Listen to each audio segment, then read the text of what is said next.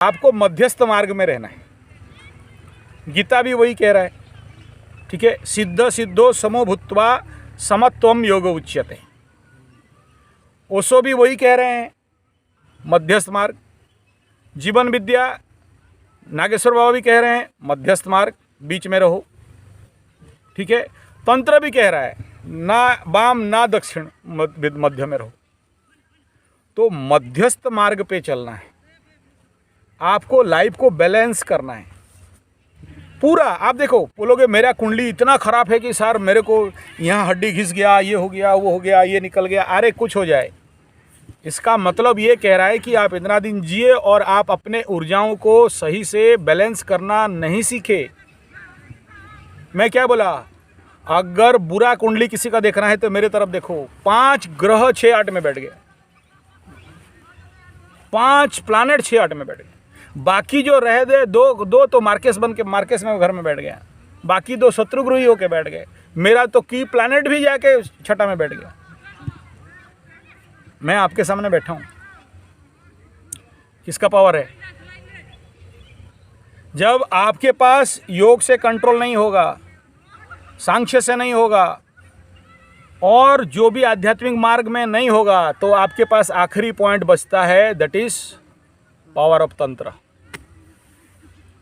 और आप एक किताब पढ़ना अगर मौका मिले, वो जैसे अनुकूल चंद्र ठाकुर देव हुए, ऐसे और एक हमारे बंगाल में निकले निगमानंदो जी, सरस्वती जी, उनका एक किताब है तंत्र गुरु।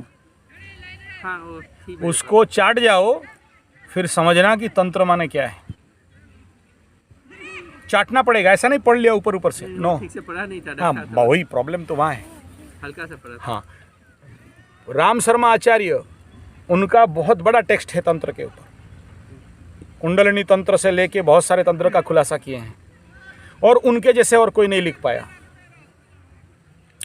The philosophy research science on बामा खेपा, भेजा पलट जाएगा तंत्र के बारे में। 2 लाइन समझने से बाहर चले जाओगे, ठीक है।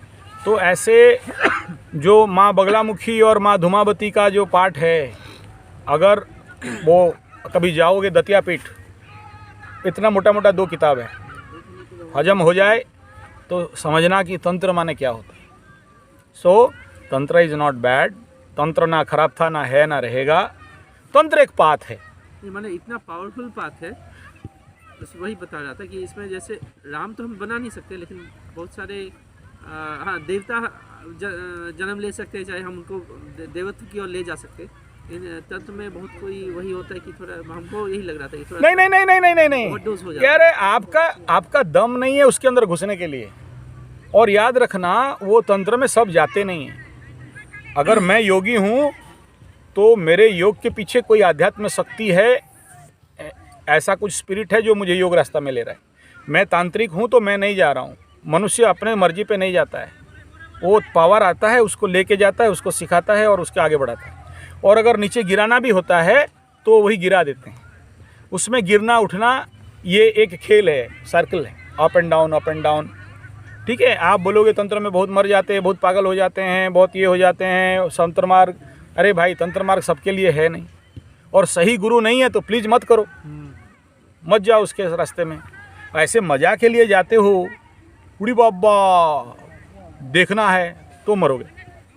जो छुपा हुआ है, जो गुप्त विद्या है, उसको उघाड़ोगे क्यों?